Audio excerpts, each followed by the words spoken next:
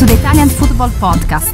Hello everybody and welcome to another episode of the Italian Football Podcast. I'm Claudio Garganese, joined as always by Nima Tavali. On today's show, we will react to the penultimate weekend of the Serie A season, one of the most thrilling endings to a Serie A evening in years, as Napoli and Inter fought for the Scudetto tooth and nail. Both Napoli and Inter drew in the most dramatic of circumstances, which means the race for the Scudetto goes down to the final day later this week. So much to talk about there. The race for the top four is also just as fierce. Juventus are 1 point ahead of Roma and 2 ahead of Lazio going into that final day after Juve beat Udinese 2-0 and Roma beat 10-man Milan 3-1. A disastrous season is over now for Milan, who miss out on Europe altogether. So we have a lot to talk about on Milan as well. The relegation race also goes down to the wire, with 5 teams fighting for survival this coming Sunday. And the transfer market is also hotting up, and we'll discuss Man City's big move for Tijjani Reijnders, a big chance he could leave Milan. That is not going to go down well at all if that happens. So we'll talk about that. And Juventus going all in for Antonio Conte. Has he actually managed his last game on the bench for Napoli, seen as he's suspended for this final game of the season? So we'll talk about that as well. We'll also have our usual Baggio, Premface and Serie ASS of the week. A quick heads up for all the Serie A fans in the UK and Ireland: you can stream every single match live on OneFootball. No matter which team you are backing, OneFootball's got you covered. You can watch on via the OneFootball app on your phone or connected TVs from Apple TV, Google TV, Samsung, LG and Fire TV, or on the website tv.onefootball. And what's even better is you can choose how you watch it. You can grab a team or season pass to watch all the matches until the end of the season, or just the ones from your favourite club. There's also a match day pass for $9.99 to watch all the weekend's games, or a single match on pay-per-view for $4.99. And if you miss the live game, you'll still get access to all the match highlights too. So if Serie A is your thing, OneFootball is where it's at.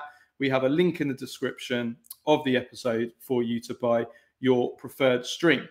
For all our first-time listeners, this is our free weekly episode that we do every Monday, reviewing the weekend Serie A action and all the biggest talking points in Italian football. If you want to support the Italian Football Podcast and receive all of our content that we do throughout the week, including our weekly Q&A episode every Tuesday, where we answer all of the questions from our patrons, plus the weekly Thursday midweek review show, plus interviews, post-match reaction, and much more, then go to patreon.com/TIFP, become a subscriber for just $3.99 a month.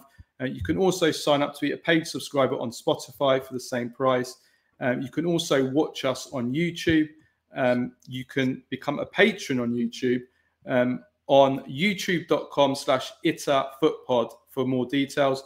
And for all of you that listen on all of these platforms, Spotify, Apple, iTunes, YouTube, we'd really appreciate if you give us a follow, give us a 5-star rating, give us a like, all that, because that really helps us to grow and to do more content for you guys. Okay, then let's get into today's show. So we go straight away to the Scudetto race, of course, and it was one of the most dramatic evenings I think we've ever seen in Italian football. The last 20 minutes in particular. The final results are Parma 0, Napoli 0, Inter 2, Lazio 2. So we're exactly where we are. But as a neutral, those last 20 minutes of the two games was cinema. The way that the Scudetto seesaw tipped from one side to the other side. I mean, the 72nd minute, Inter are ahead. It looks like they're going to finish the day on top and probably go on and win the Scudetto. Then Pedro equalizes with after a VAR call, and Napoli are back on top. And then just a few minutes later, Denzel Dumfries, Inter's main man, puts Inter ahead, and Inter are back on top. And then 2 minutes from the end, you get a VAR penalty for Lazio. Pedro scores again. It's 2-2. And Napoli are back ahead. And then there's all this drama in injury time. There's Arnautovic missing an open goal.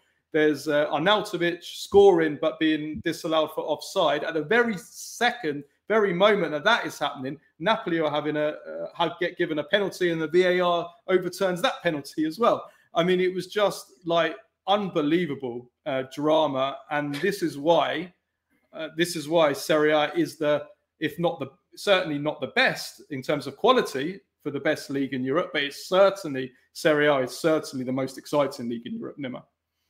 Yeah, there's nothing more to add. You summarized everything that happened. And obviously afterwards, you had sending offs of managers, Conte, Baroni, Inzaghi.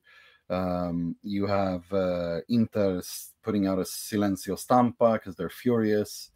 They're not talking. It was just typical Italian football drama. Yeah, it certainly was. So it means that the table is Napoli on 79, Inter on 78. The remaining fixtures, which will be played on Friday evening now, Napoli at home to Cagliari, Inter away at Como. If we, just before we speak about each individual game, if we can just talk about what the Scudetto race is now, I have to say, as a neutral, that I think Inter have blown their chance. We'll come on to Inter particularly, and we'll talk about them but we're just talking about the Scudetto race. I think Inter really blown their chance here. It was there. Napoli slipped up. It was there for them. You have to favour Napoli now at home to Cagliari.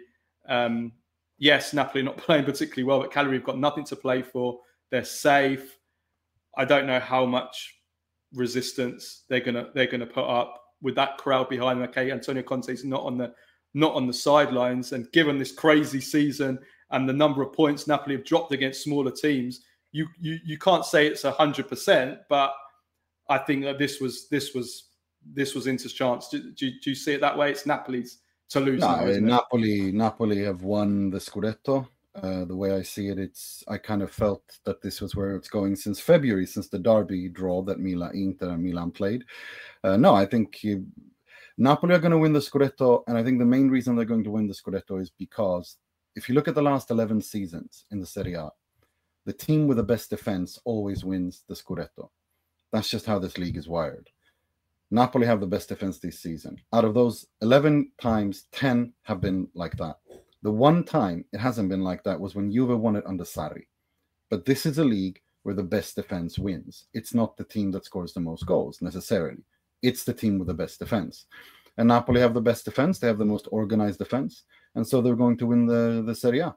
It's that's how I view this if I look at it for the main reason that Napoli have won the Scudetto. Yeah, I want to expand on that point when we talk about Inter with regards to the defence, because I do think that's certainly a key factor here for sure. If we can start off with Parma Napoli, obviously the bottom line is Napoli can thank Lazio or thank Inter Lazio for letting them off, because I can tell you I watched this game. I was obviously, it was very difficult trying to follow all the games because there's 9 games at once. I had the Parma Napoli game on TV, and I had the Juventus versus Udinese game on my phone, and then on my laptop I was sort of keeping a quarter of an eye on the Inter game, but not really that much on the Inter game, just the highlights mainly. So I was focusing probably the most in the Parma Napoli game, to be honest. And I can tell you, there was no way Napoli were going to win this game. No way. They created nothing in this game.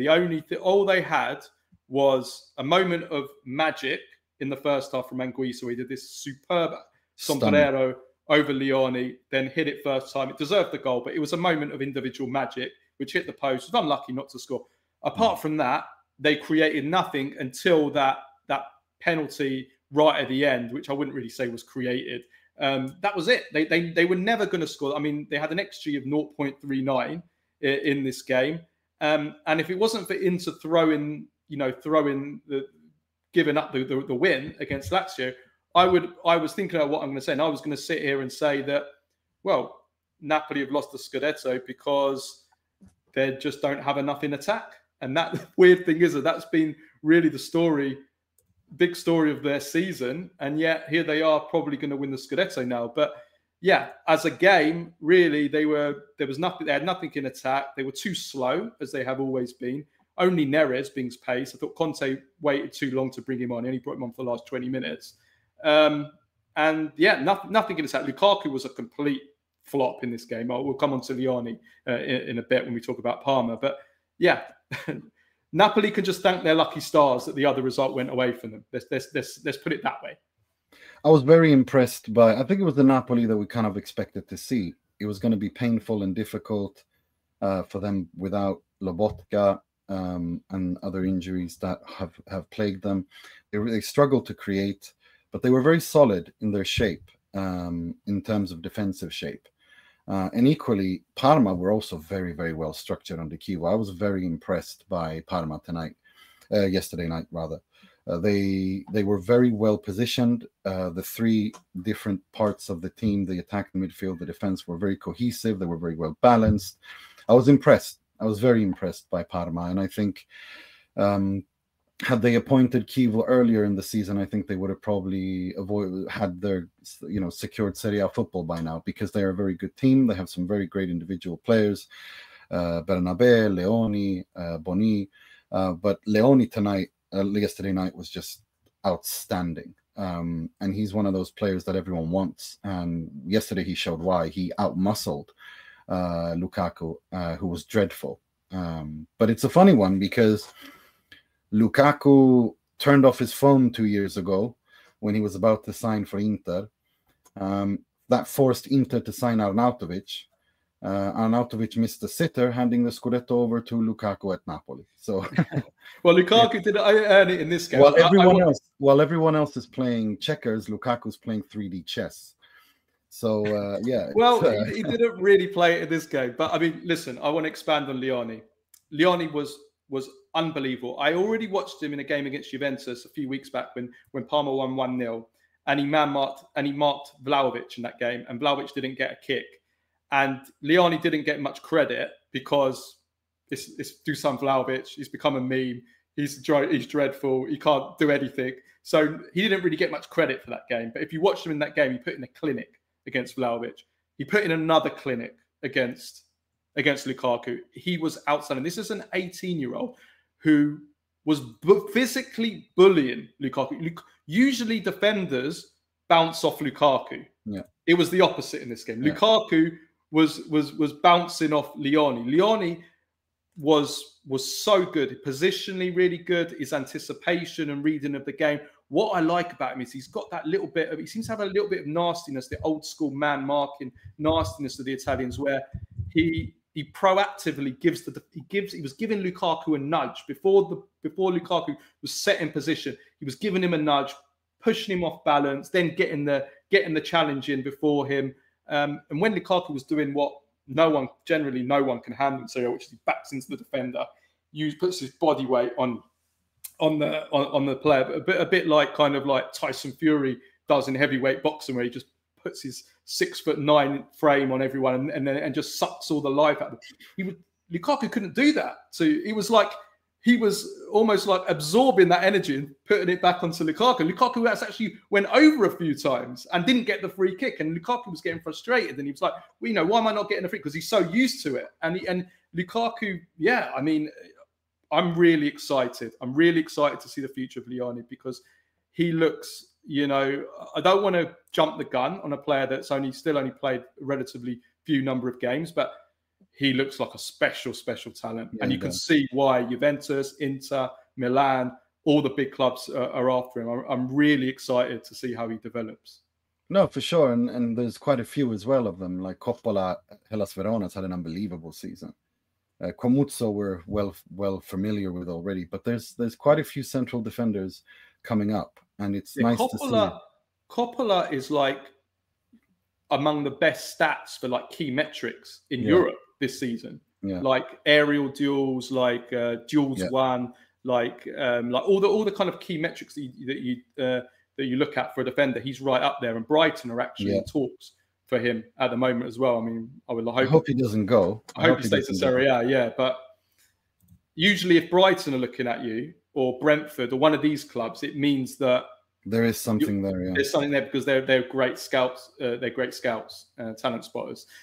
So I want to give out a shout to Lione. But yeah, as for Napoli, they got away with one. Antonio Conte got himself sent off, so won't be there on the last day of the season. But yes, we'll come on to actually let's talk about that now. Actually, no, we'll talk about it after. We'll talk about it when we talk about Juventus. I want to talk about Conte because he might have coached his last game for Napoli. It's very possible. We'll come on to that when we talk about Napoli.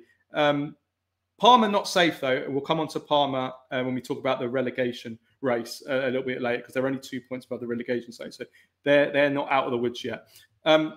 Let's talk about Inter then, Nima. So Inter will be kicking themselves to be in the lead with 20 minutes to go and to give it up when the Parma result went their way and it was really there for the taking.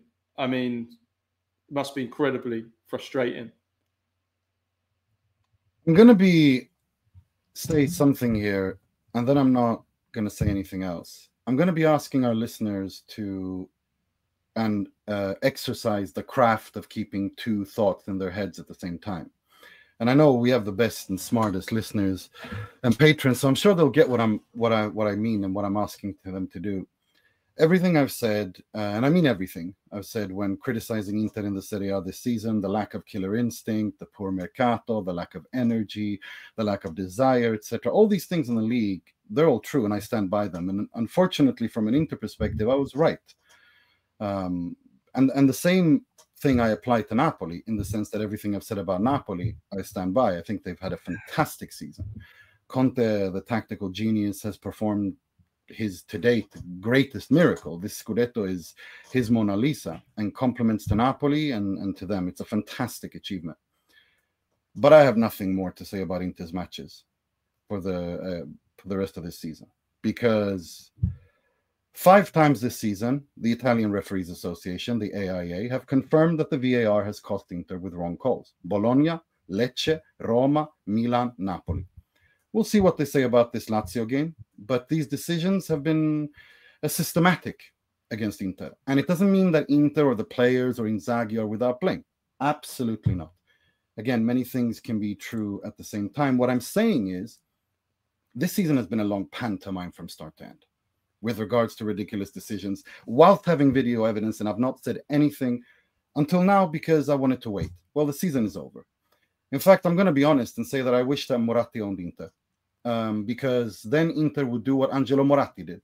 Don't play the Como game. Send the Primavera, reimburse your fans for the tickets bought. So I'm not watching the Como game this season for the same reason that I don't watch World Wrestling entertainment. I have better things to do with my time than watch fake sports. Each to their own.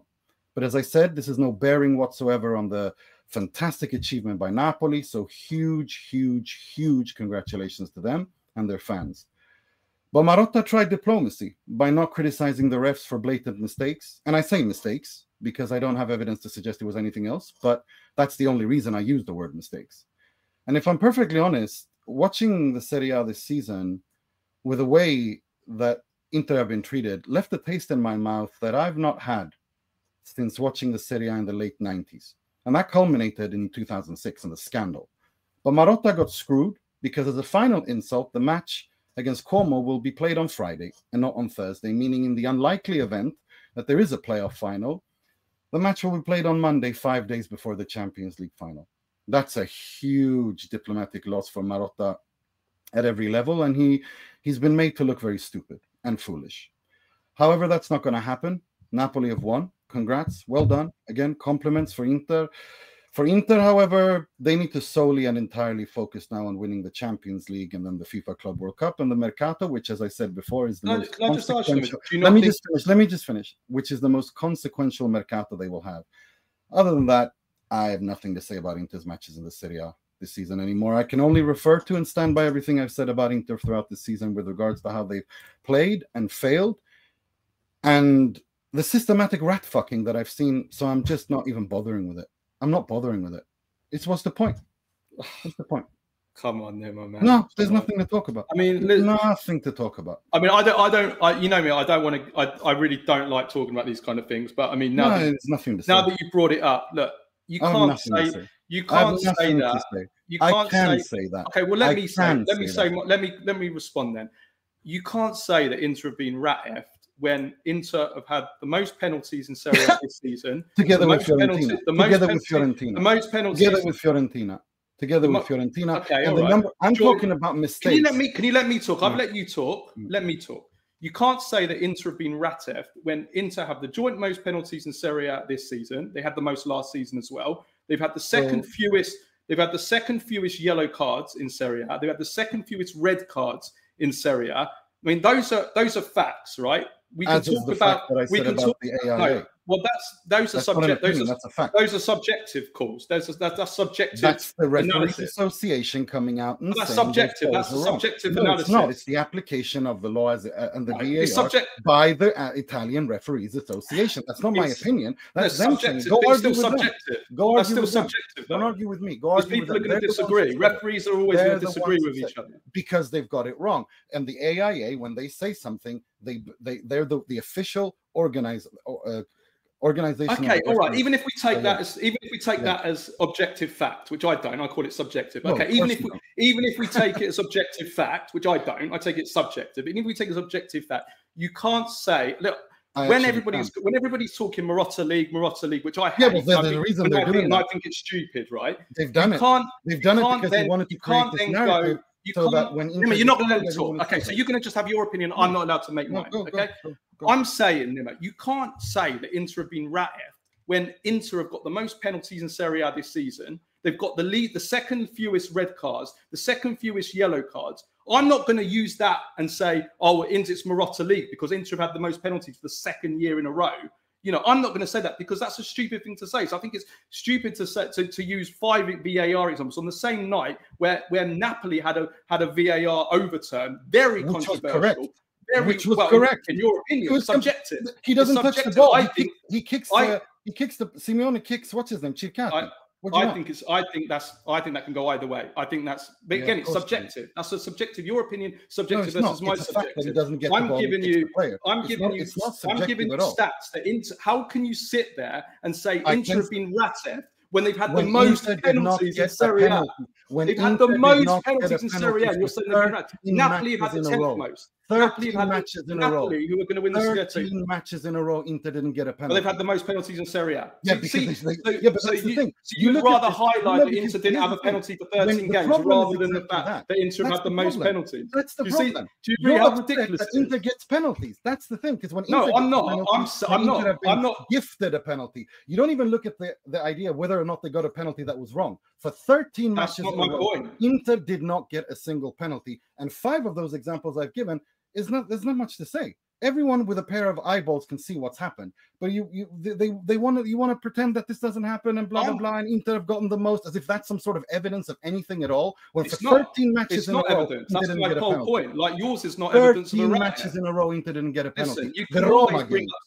So what? The penalty Nima, you know, you're always going to find examples. You can talk about the Bastoni over the line. Yeah, you can talk about that again. Penalties. What about the penalty that Inter got against Napoli? Forget about it. No, that didn't count. That didn't count. The Bastoni, where it's 1 yard over the line, doesn't count. The penalty that Inter were given against Napoli, which the referee said after the game that it was an incorrect call. I mean, you know, we just ignore it. We're going to ignore these, but we're going to pick up 5 that didn't go Inter's way. It's ridiculous, Nima. No, what's ridiculous? What's ridiculous is sitting here and gaslighting the Inter fans. So do you think the Bissek one was an incorrect call? And pretending was Bissek incorrect? Inter and Fiorentina have gotten the same amount of penalties when Inter for 13 matches in a row did not get a single penalty, even though having clear shouts that they should have had one, and pretending that there's no effing here involved. But they've again, had the most penalties. How many penalties do you want them to have? 30? This is no bearing. How many penalties do you want him to have? 30 this is penalties. no bearing on Napoli. One penalty a game, top of the penalty table, right? Yeah, exactly. Come on, Nima, come on. Listen, I know you're upset, and I'm upset. I would be very frustrated myself. But at the end of the day, you can't. This is WWE. You can't this is low budget WWE. This is you low can't say budget a team's been ratted when you're top of the penalty table for a second year in a row. I can. Because what you don't years understand, and you're saying it's a rat. What you refuse to understand, what you refuse to understand, and you're playing ignorant here on purpose, is the fact that just because Inter are top of the penalty table doesn't mean that any of those calls were wrong. It doesn't mean that they shouldn't have at least 10 more. It depends on the situation in question. 13 matches in a row, Inter didn't get a penalty, despite having shout after shout after shout. It is what it is. But again, this doesn't fall on Napoli. This has nothing to do with Napoli. Napoli are going to win. Can I just ask you one question, then we'll move on? Can I ask you one question? Congratulations. Please, can I just ask you one question, then we'll move on from this? We've both made our points.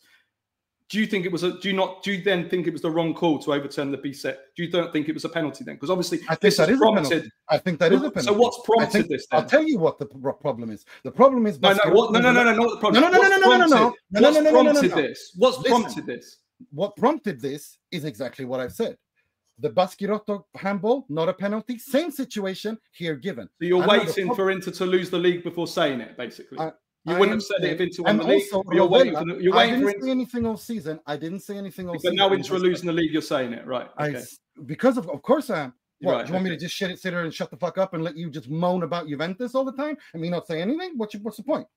So what are you saying? I'm the one talking about refs, not me. Yeah, well, of course not. Well, you're happy with the outcome, so why would you talk about that? Why am I happy? Well, Inter didn't win. Really? Anyone but Inter. Anyone but Inter. I would have wanted Inter to win because I want Juventus to qualify for the Champions League. Anyone but Inter. Yes, Champions League is not the same as Serie A. The Champions League is a different tournament. So I want Juventus not to qualify for the Champions League. You asked me what I said. Rovella on Bissek. Two Lazio legends. Marchegiani, Di Canio. After the game, Lazio legends. Two. Not one, not two. Two. Sat there afterwards and said, that was a penalty. It was a disgrace by Chiffi. Just the idea that they gave this to Guida and Chiffi. I mean, whatever. I have nothing to say. Congrats again. This doesn't fall on Napoli. Napoli could deserve their season. They've had a fantastic season. They have the best Serie A defense in the Serie A. They fully deserve that. What they've done, doesn't fall on them. But the fact of the matter is, this is what we've seen all season. I've not said anything. Now the season is over. I can talk. Talk. And the fact of the matter is, what Rovella did to Bissek yesterday, the offside call for the first goal when Hysaj, I'm not even talking about Dia, I'm talking about Hysaj.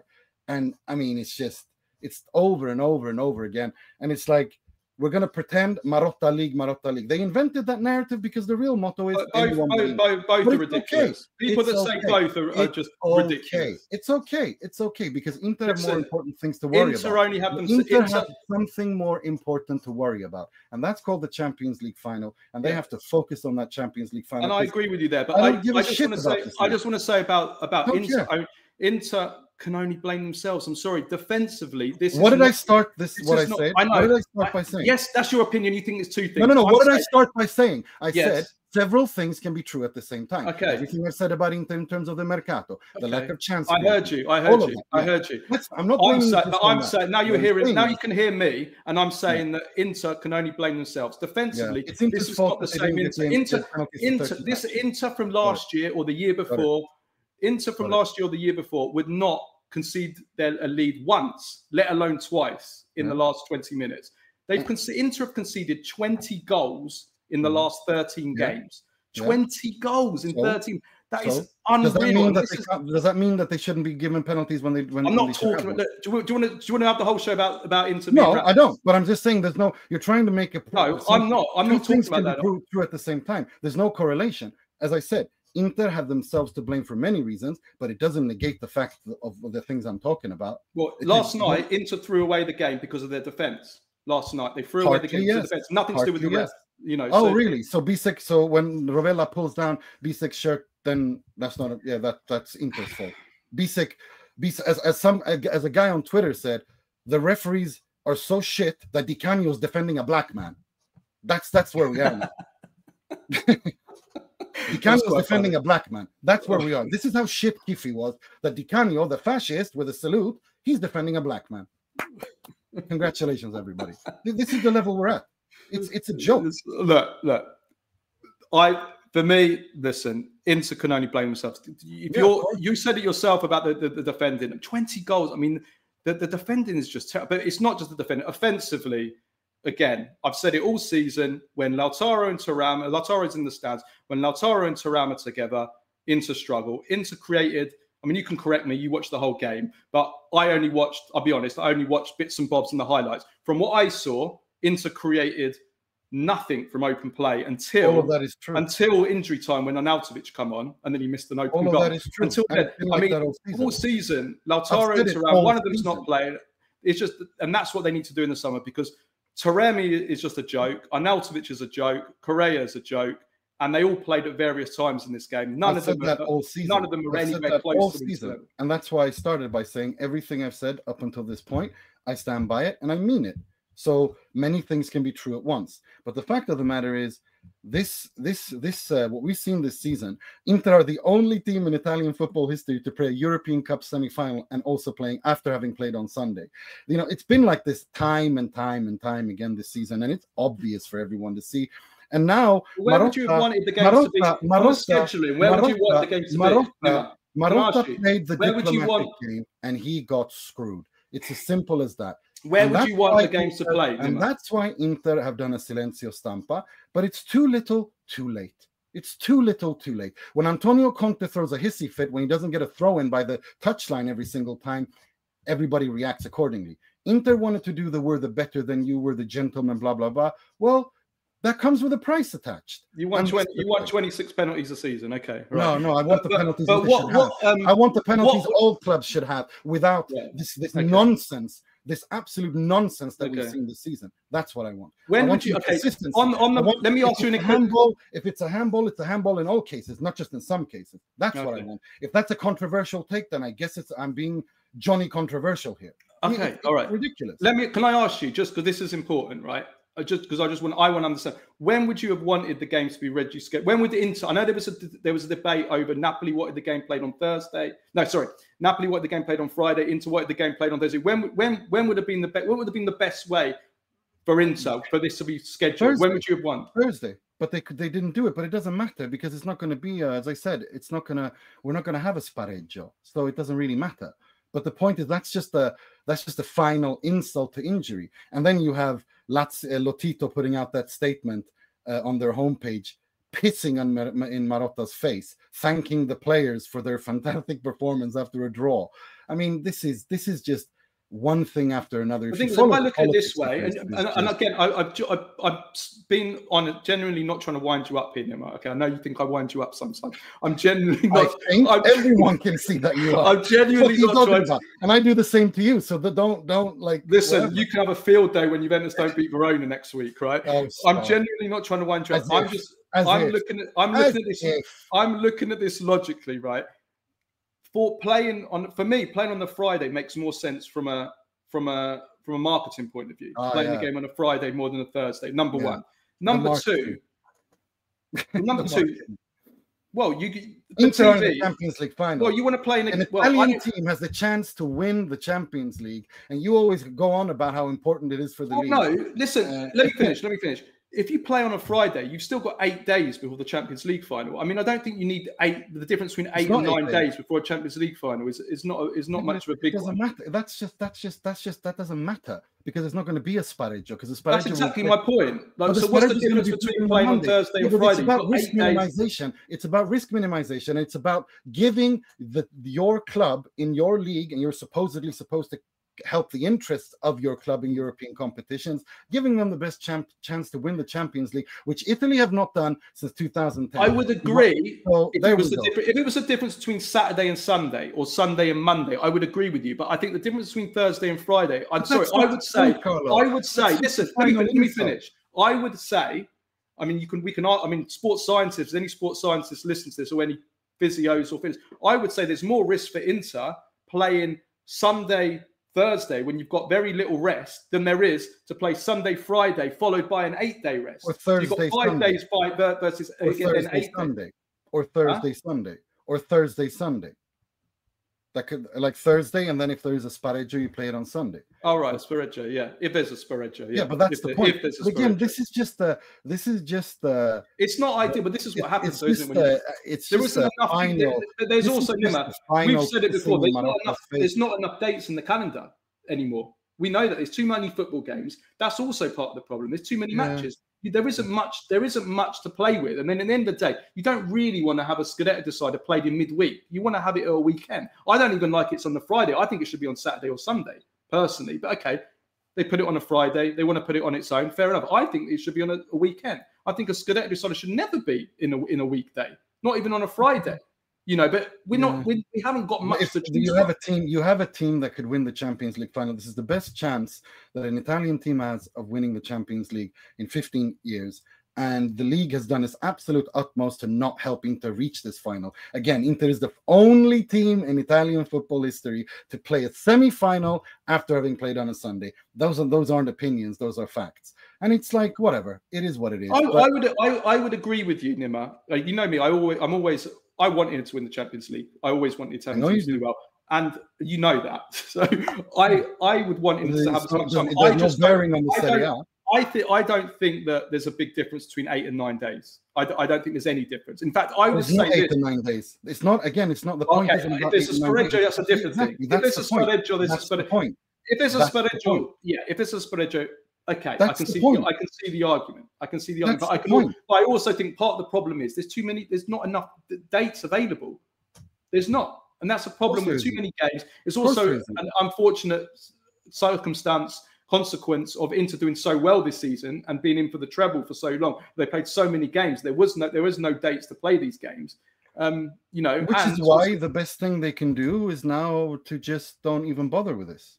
Just send the Primavera. It's a difficult one. You can't even get them to move it to a Thursday with the risk, which is very unlikely, of a spareggio on a Sunday, which would have been the ultimate thing. Sunday night, the final of the Scudetto, blah blah blah, one-off game.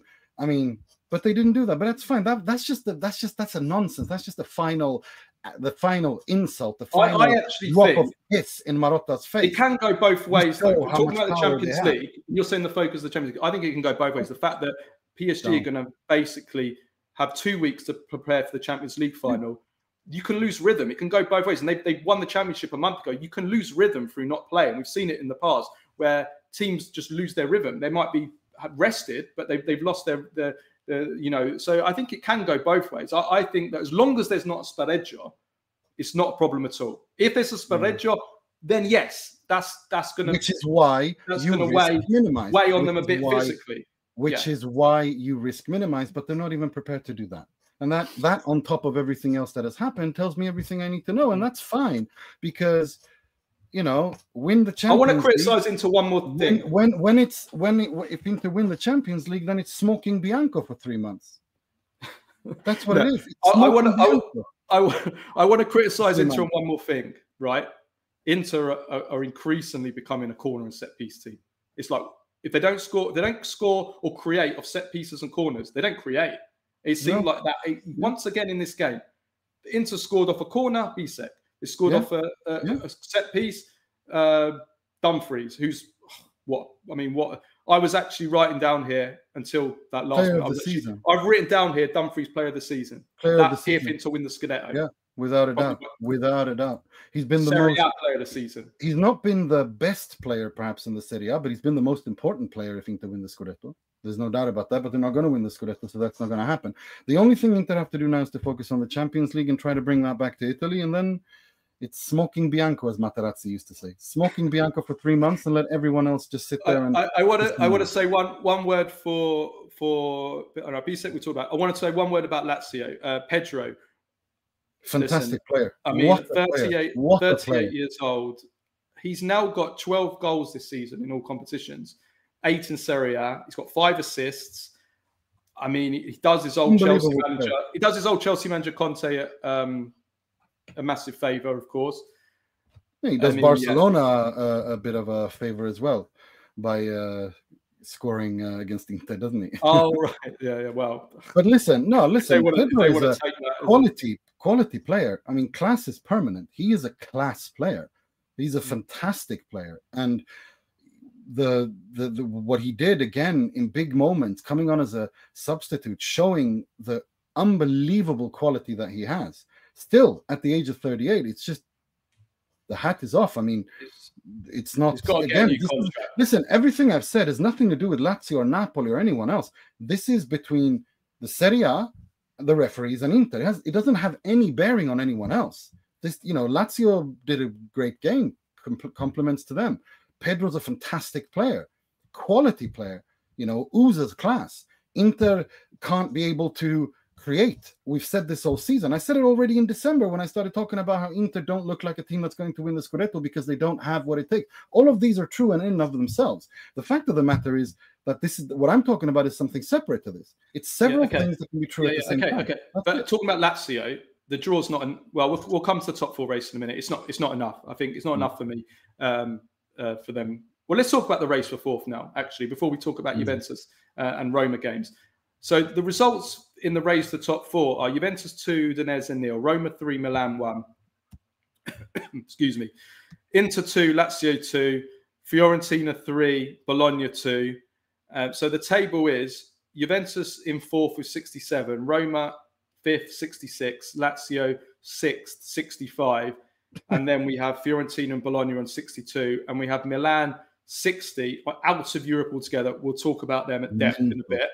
Which is just shambolic. For me, it's very likely now that the European places have already been settled in terms of who's going to be in Europe. It's going to be, barring some kind of really surprise sequence of results, it's going to be either Juventus or Roma for fourth place, and then whoever doesn't make it to fourth will go alongside Lazio in claiming the other European place through the league. And then Bologna have already got a Europa League spot, right? So do they get Europa League or Conference League through winning? No, they get Europa League for winning the Coppa Italia. The Europa League for Coppa Italia. So it'll be Bologna in the Coppa Italia. Sorry, it'll be Bologna in the Europa League together with the loser of Juventus or Roma, and then Lazio will likely go into the Conference League. Yeah, that's how I see it. Yeah, that's kind of how I see it too. Yeah. The remaining fixtures are Juventus away at Venezia, Lazio home against Lecce, Roma playing Torino away, and then Bologna, Genoa at home, Fiorentina, Udinese away, Milan nothing to play, Monza at home. It's for fourth place now. It's out of Juventus and Roma for me. It's one or the other for Juventus and Roma. It's a difficult one because we'll come on to Juventus in a minute. Juventus, I can't ever bank on them, and they've got a lot of injury problems. I don't think they're playing well. Venezia fighting for their lives. They could win. They should on paper, but Venezia have shown themselves to be a difficult team to beat against the big teams this season, fighting for everything. Roma, I think, will beat Torino. I'm sure of that. Torino got nothing to play for, and they certainly won't want Juventus in the Champions League. So I think Torino bow over for Roma, no doubt about that. So Roma win. There's no doubt about that. But Juventus, it's down to Juventus, basically. It's all in their hands. Juventus have to win to get Champions League. If they don't win, Roma get it. Simple. If they don't beat Venezia, they have no business in the Champions League. I'm sorry, but it's very simple. If you can't win against Venezia, I know that Venezia are in a relegation battle. I know they are, and they're fighting for their lives, and it's an insane battle, that as well. But if you can't beat Venezia, you have no business in the Champions League. No, I agree. I'm just saying, watching Juventus, how they're playing, I wouldn't be confident sitting here and saying I think Juventus are going to win that game. I'm confident. Maybe they should. I'm confident they're going to win that. Yeah, I'm not sure. I'm very confident they're going to win that. I think Roma will beat Torino, and I think Juve will beat Venezia. Yeah, I mean, Juventus against Udinese, if we could talk about that, they were struggling to create until Nico Gonzalez's goal. They had a Muani 1-on-1. I actually think they're potentially a little bit fortunate not to have had a foul in the build-up. It's one of those that it could have gone either way. I think it could have been a foul. You're sniggering there, Nima. You're sniggering. What do you want me to say? Like, huh? You think it's a foul, right?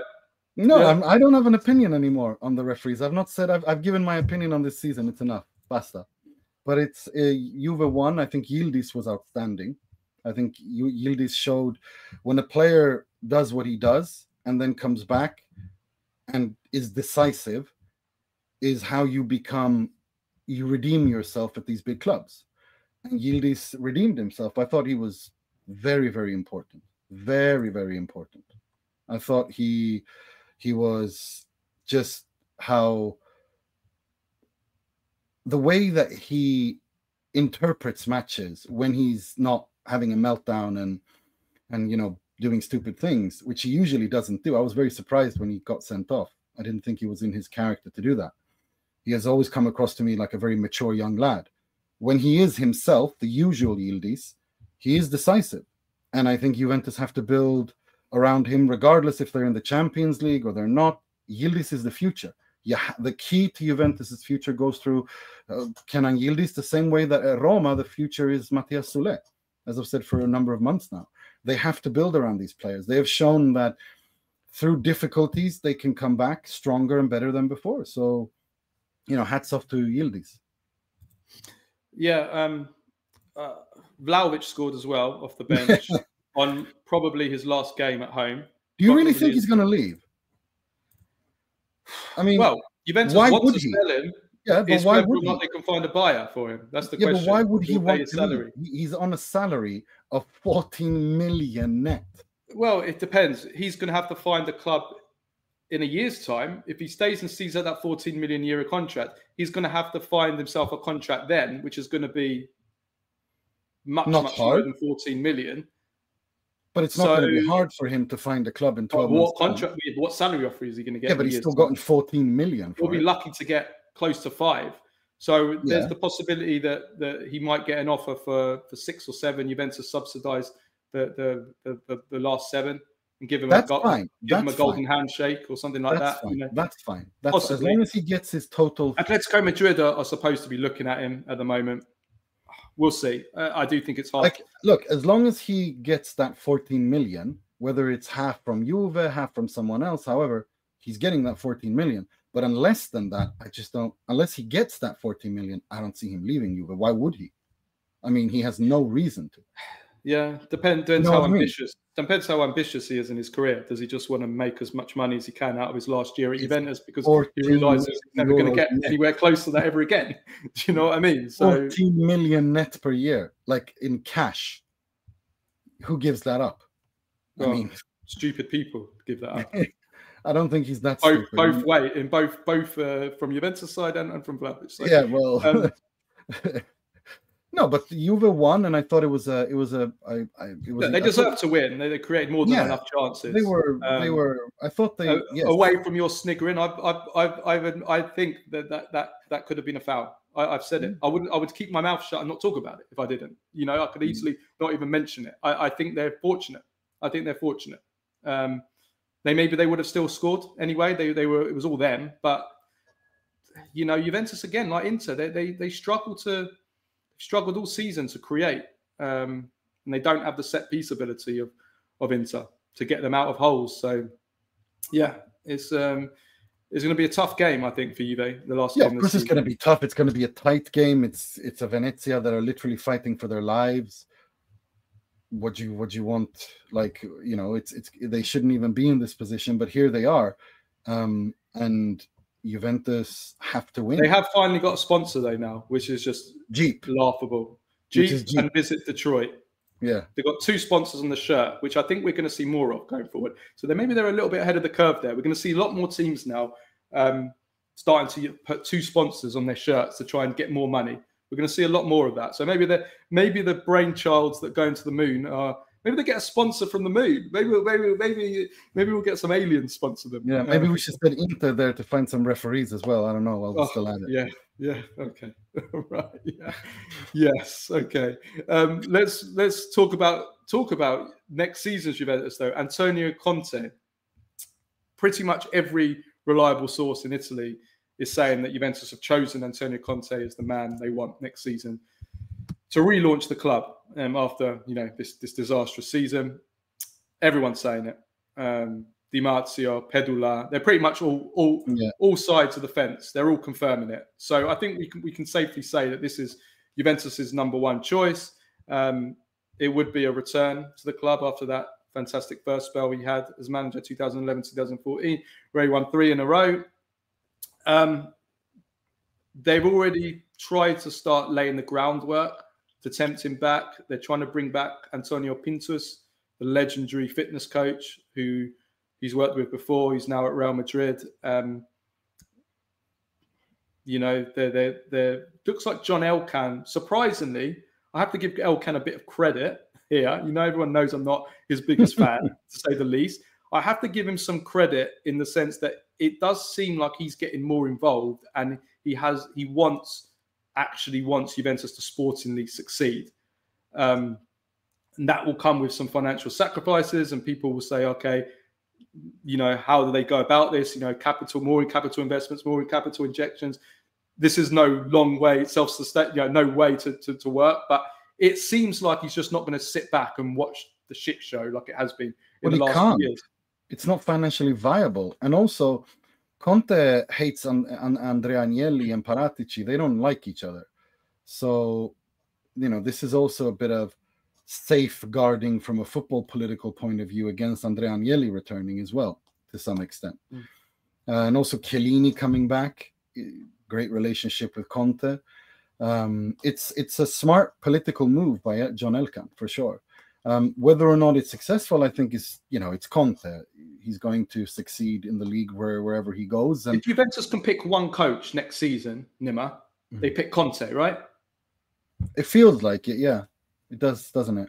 I mean, who else would you go after? Roberto Mancini is the backup option, of course. But Roberto Mancini, from what I've heard, is who Giuntoli would like to appoint. Yeah, but Giuntoli is not going to be Antonio Conte is who John Elkann, Chiellini want to appoint. Yeah, and so therefore you can see where that's potentially going to end up, can't you? Exactly. Which is what I was saying about Giuntoli. We don't believe that Giuntoli is going to be there. So if Conte gets the job, I would say even less. It's probably even more likely that Giuntoli will leave. I think his position is. But I mean, if we're talking just on the pitch, who's the man to relaunch Juventus? I mean, it has to be Antonio Conte, because we've seen what he's done with Napoli this season with a pretty ordinary Napoli team. Okay, they're playing once a week. I think Antonio Conte, if he wins this Scudetto, which he should do now, he's going to realise, I can't take this Napoli any further than this. Of course you can't. You can't. What can you do more? You can't win the Champions League with it. In fact, I think Napoli might even struggle in the Champions League with this aging team playing two games a week. I think they might struggle. They're going to need a lot of work in the market. They will spend a lot of money. They've got money to spend. They will spend money. They will strengthen the squad. No doubt about that. That also has its difficulties in changing a team, evolving or revolutionizing a team has its problems. So I think Napoli could struggle. Conte realizes that, and he sees that with Juventus or with Milan, but with Juventus, the limit is much higher in the sky, and there's not a ceiling like there is at Napoli. No, there isn't, and he knows that. I personally think that watch out for Milan, because Milan are in complete crisis now. And things could go quickly. If Milan were to recalibrate and really quickly understand the predicament they're in, and Redbird don't have any leeway at all, and they have to do a mea culpa, and similarly to how Aurelio De Laurentiis did a mea culpa by appointing Conte, at Milan, the sky's the limit too. So I just want to put a little, asterisk. Well, let's talk about Milan. Let's talk about Milan now, because Milan's season is over. They lose 3-1 at Roma. They finished 9th Well, no, they could not necessarily finish in ninth in Serie A, but they're ninth in Serie A now. But they're 100%. They're out of Europe. They can't qualify for European competition. And this game really sums up their season, doesn't it? Jimenez gets sent off after 21 minutes, which sums up a season of indiscipline on and off the pitch. Red cards in key moments in games this season, isn't it? If you think about the Feyenoord game, Theo Hernandez here in a game where they were still open at that time, to finish fourth at that moment in the match. They'd have won this game. They actually would have gone above Roma. It was still open. Players falling out with the coach, not following the coach. The Leao and Theo with Fonseca, which feels like years ago, but it's only a few months ago, where they would talk, where during the water break they went onto the other side of the pitch. We've had 2 coaches in one season. By the time the new coach comes in, we'll have had 4 coaches in a year. It'll be Pioli, Fonseca, Conceição, and the new coach. I wouldn't even rule out Conceição not even being here by the end of the week. I wouldn't surprise me if Conceição just goes. He's not going to be in the touchline because he got sent off. What's the point of him even staying there now? They might as well announce he's gone. Bring back Mauro Tassotti from the grave. Put him on the bench for the last game of the season. Tassotti always Tassotti, isn't it? He's always Tassotti. The fans against the ownership, the lack of clarity and direction in the management, Zlatan situation, and then Milan Futura, who we'll come on to in Serie ASS of the week, getting relegated to Serie D. I mean, this genuinely has to be one of the worst seasons in the history of Milan, doesn't it?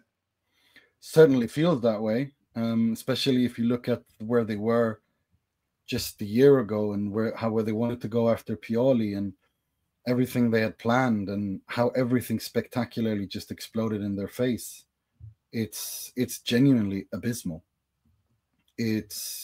I really didn't believe in the Fonseca project at all, but I didn't expect it to be this much of this bad, this much of a disaster. And it is a disaster. This is a fan base who is at the end of their tether now, and I think they're absolutely right to be so. You can't do what this Milan ownership have done to this fan base for 3-4 years now. They have just walked right in, and maybe if they had gotten the results right, they could have gotten away with it. But there's nothing there on the pitch. It's a team that is completely wrongly calibrated, wrongly built. Players bought in August, September, sold in January. This is essentially, when you do that, and then the whole shit show with Emerson Royal, it's essentially you just holding a big sign saying, I'm an idiot. That's what the Milan ownership have done. They've made themselves look like idiots. And there's talk of maybe Zlatan leaving, him leaving, all these people leaving, but that's not the point here. The point is, where is the structure at Milan? Who decides? Okay, you have Scaroni, who's the CEO. He's fantastic at business. Just look at his CE. Yeah. You look at his CEO, his CV. He's unbelievable in the business side of things. Absolutely fantastic. But the sporting side is a mess. It's a joke. And Milan fans are fuming. Everything Elliott and Massara and Maldini have built up has been destroyed. The thing is, completely. I insist that the squad is actually with the right structure and with the right coach. Even despite all this is still lots and lots of quality. There's still something to build from there. Yeah. But so that is why I'm so surprised that they're ninth in Serie A and they haven't even qualified for Europe, because there is lots of top quality in that in that squad. No doubt. There's even arguments to say they've got world-class players there. You can even argue. Not many Serie A clubs can boast that. Yeah. Which makes the failure even more spectacularly impressive as a failure goal. Mm. And that's why it's just mind-boggling where Milan are now with these rumors of Reijnders being sold again. I have to ask you this, Nima. I have to ask you this. So let me go through the news first. So both Man City and Real Madrid want to sign Tijjani Reijnders this summer. Both are going to spend big on a centre midfielder. But City in particular want him. They're going all in on him. Pep Guardiola is a massive fan of him. City apparently are already virtually, I think they may have even already made a 60 million euro bid for him. Milan, the word is that Milan, for around 70, they'll sit down at the table. Doesn't mean they'll sell for 70, but they'll sit down. And if the offer is of a high enough, they'll well, we know what the way they operate. We saw that with Tonali. If it's the right, if it's the figures, the right figure, that they'll sell. Surely, with what has just happened with this season, Nima, what happened with Tonali? Surely, I mean, what will happen? What will happen if Milan sell Tijjani Reijnders this summer? I think it's pitchforks. Milan fans will go full on pitchfork time. Like, there's literally, I mean, the Milanese tifoseria, whether it's Inter or Milan, they are cousins. They're very similar. There's certain things they do not accept. And when you if you sell Tijjani Reijnders as well, you're adding insult to injury. And they're not gonna accept that. I expect everything from protests outside the club's offices to maybe boycotts, not buying season tickets, all the whole 9 yards. Like, no joke. This is a fan base that is at the end of its tether. They have had it with the incompetence of this ownership. That's the only thing that unites them. There is no more, as there was in the beginning of the season, give Fonseca a chance, give this guy a chance, give this guy. There's nothing there. What do Milan fans have to look forward to next season? Playing once a week. I think if they finish 9th, they might even have to start in some of the preliminary rounds of the Coppa Italia. Coppa Italia, yeah. I mean, that is a humiliation. It is. That means no Ferragosto for Zlatan. You'll have to. Yeah. It's a humiliation of Milan by this ownership. And you talk about boycotts. They did actually boycott the Rome game. As it happened, they didn't allow away supporters to travel to Rome. That, by the way, just as a side note, that's something Serie A needs to sort out. We can't. But that's a high risk game. I know it's a high risk game. We can't continue with this. Something needs to be. I know people have died in the past, and these ultras and the way they. I mean, I get why they don't want to. I get that, but people have died in the past. This is also when we're talking about football. This also has an effect on the table. Of course, as well, it does. Because I get that, but that's a side. That's a discussion for another day. I don't like it. Yeah, it's the authorities that don't want to. I don't like it, but anyway, I don't like it either. But when people have died in the past, and there's already a fan base that is literally in pitchfork mode, I wouldn't exactly. It comes with modernising the football as a whole, which is, Yeah, that's fine. But this is it. But when you have a fan base that is literally at breaking point, that have had enough, that want this, are exhausted with this ownership and everything to do with it, when they're already pissed off and irritable, maybe them not going to Rome is a good idea. Well, they put up a big banner outside the club's headquarters reading, "We are Milan, cast out the merchants from the temple." I love the language. That they use. Poetry of it. The poetry. You see that in Italian. It's poetic, and that's why we love Italian football. Even when they get angry in a poetic way. It's almost biblical, isn't it? It is amazing. It's almost absolutely brilliant. But yeah, I mean, just to finish off on Milan. Obviously, this is something that we can talk about in a future episode about the kind of rebuild once again, especially when we know who the new coach is and who the new sporting director is, if they actually appoint one or just decide not to bother having one. I mean, who would think a sporting director is important, eh? But I got to be honest, though. I think if I'm Milan, who should be the men to rebuild in terms of the coach, if I'm Milan, sporting director? Who do you think? If I'm Milan, I move heaven and earth to bring in Antonio Conte with a serious sporting project.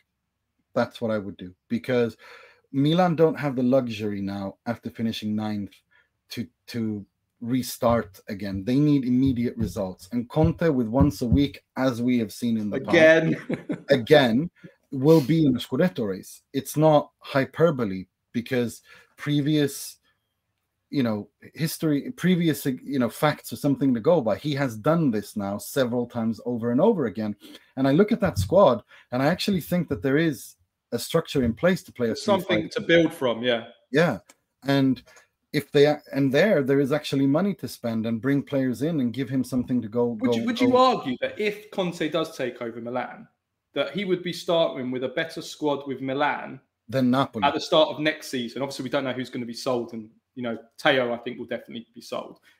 Than Napoli at the start of this season. You could argue that, couldn't you? I definitely think so.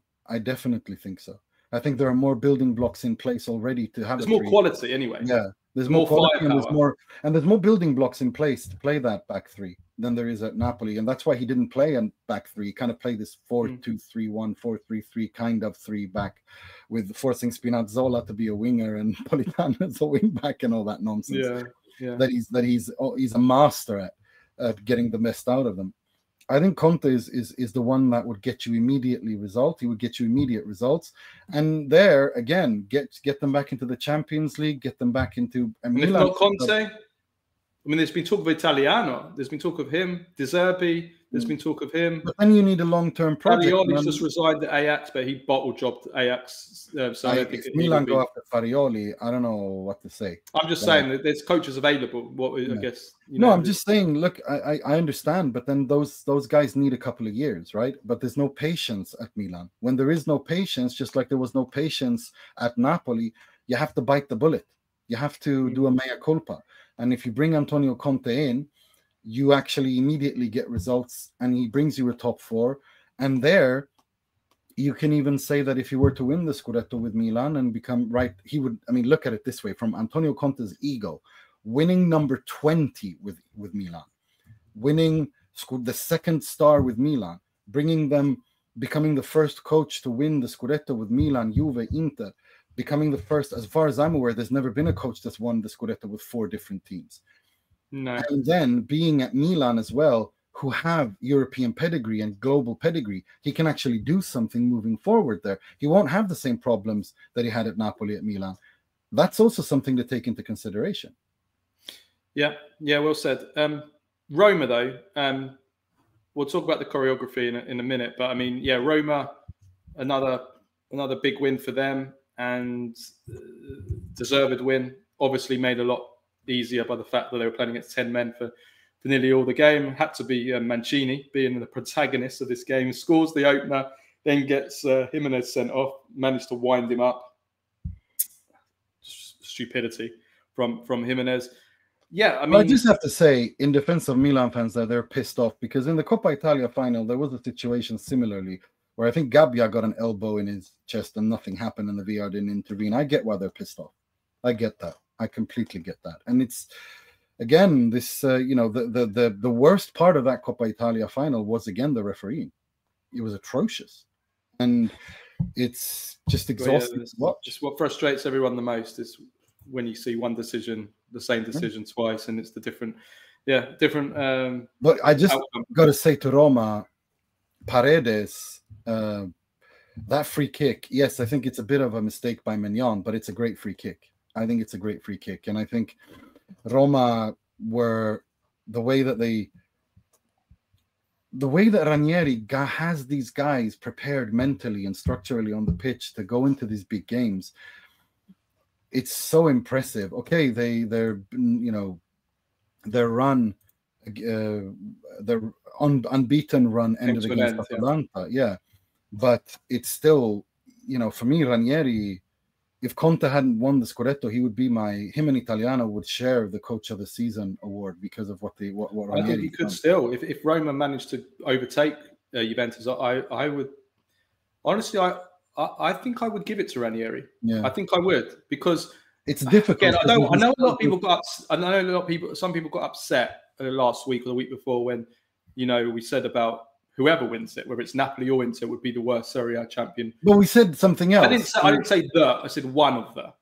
Yeah, and what we said was not just because of the points tally. We talk about the quality of the football, and that has also been shown in Europe, where bar Inter, most Serie A clubs have failed. They've been abysmal. Yeah, absolutely. I mean, you can't sit here and tell me that Atalanta shouldn't go through against Club Brugge or Juve against PSV and Milan against Feyenoord. I'm sorry, you can't say that. And we've seen that just this weekend, haven't we? Lazio against Bodo Glimt. I mean, I don't care if they. And we saw that again this weekend. I mean, Napoli Napoli haven't won the Scudetto this last weekend.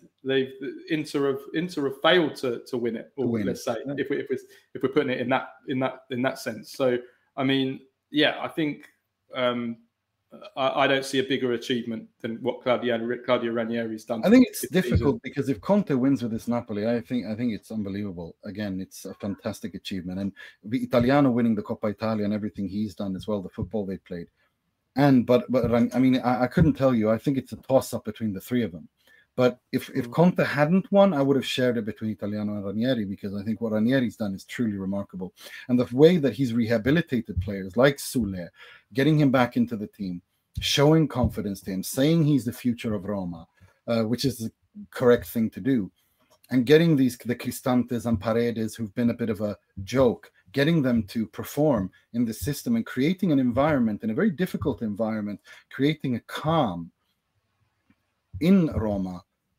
You gotta, like, again, Nonno knows best, like, give Nonno his flowers, it's yeah, for sure.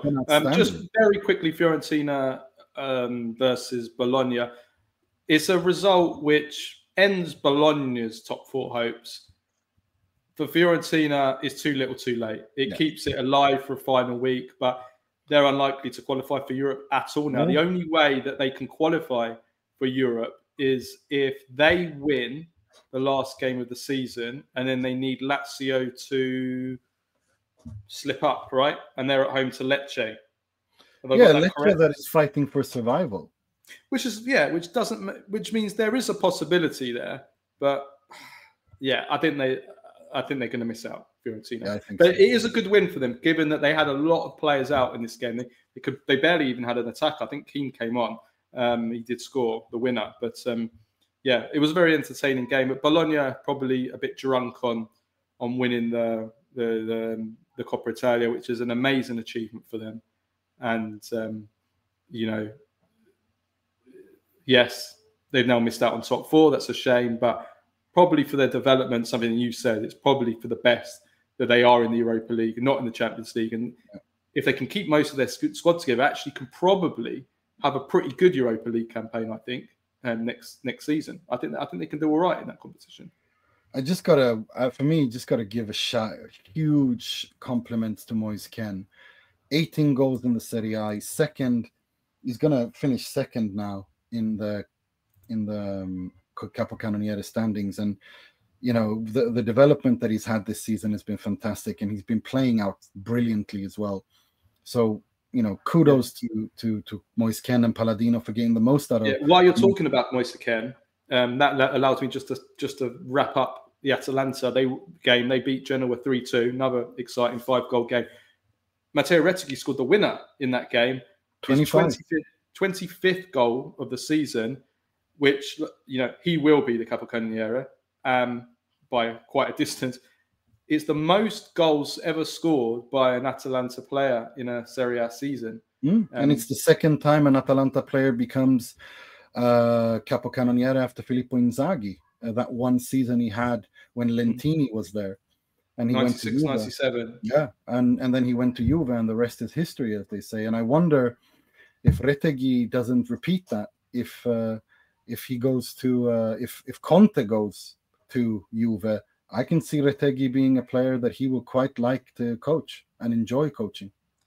Yeah, in the last 20 years, since Opta, this comes from Opta, since Opta began collecting data, in the last 20 years, Retegui becomes only the second player in Serie A history to score at least 10 goals with his left foot, 10 goals with his right foot, and 10 with both feet. He also scored 5 with his head, which the other player didn't do because he was terrible with his head. Who was the other player, Nima? Do you know? I don't know. I'll tell you the season. Yeah. 2007, 2008. This player scored 10 with his left and 10 with his right as well. Oh God, 2007, 2008. I'm trying to rack my brain now. 7-8. That's when Inter won the Scudetto. He's an Italy World Cup winner. Was it? That's narrowed it down for you. Yeah. Wait, hang on. Totti. No. You're getting warm. I can't remember. I really can't. Del Piero. It's not Totti. Del Piero. Oh yeah, you're right. Yeah. He 22 goals. Yeah, wasn't it 22? I'm not sure how many he scored that season, but him and Trezeguet were both going for the Capocannoniere on the last day of the season, and they both, I think they got a penalty. Isn't that Del Piero's only Capocannoniere title? I think you might be right. Yeah, 22 goals. I think it was. Yeah. That's right. Yeah. When Ranieri was the manager as well. So that's, and he scored 5 with his head as well. So it just shows kind of what a complete finisher he is. However, it comes to him, right, left, head, inside the area. You know, he's a lethal finisher. Yeah, he is, and I think that he's one of those players that I think for his sake and for Italy's sake, I hope he goes to a club that can win trophies and play in the Champions League. And I know Atalanta are going to be there, but I don't think Atalanta are going to win the Scudetto, unfortunately. I think they're definitely going to lose Lookman. It's going to be difficult also to keep hold of Ederson. Then there's also Retegui. All 3 of them won't go. At maximum, 2 of those 3 will go. 1 of those 3 will definitely stay. No way Atalanta will sell all of them. So the question is, if Lookman's 100%, is it Ederson or is it Retegui who goes as the other? I think more likely to be Ederson. I think he's more ahead in the queue because it's not his first season. But yeah, as you said. But Atalanta, for Italy's sake, I hope he goes somewhere where he can vastly improve and play at the highest level. And if wherever Antonio Conte goes, that's where I think Retegui should go. Okay, that's interesting. Right, now to your favorite part of the show, and I'm actually excited to talk. I'm actually excited to talk to you about this week. I'm not going to just like switch off, which is what I usually do. So the relegation race is mad as well. So first of all, I'll give you the results. So Cagliari 3, Venezia 0, Verona 1, Como 1, Lecce 1, Torino 0, Monza 1, Empoli 3, Parma 0, Napoli 0. So what that means is Cagliari are now safe. 36 points. They can't go down. Then we've got Verona 34, Parma 33, Lecce 31, Empoli 31, Venezia 29, Monza bottom already down at 18. So there's basically Verona, Parma, Lecce, Empoli, and Venezia. All of those 5 teams can go down, and there's 2 relegation spots available. The last fixtures this weekend are Atalanta, Parma, Empoli, Verona, which is a massive one. That would be the one you're watching. Lazio, Lecce, Napoli. Napoli Cagliari doesn't matter now because Cagliari is safe. And Venezia versus Juventus. So I'll tell you how I see it first, and I'll let the expert talk. So Monza are down. This is how I see it. I think Venezia go down because even if they win against Juventus, which I'm not 100% ruling out. I don't think it's an impossibility they could beat Juventus. Even if they beat Juventus, they then need Empoli to draw or lose. They've actually got the same.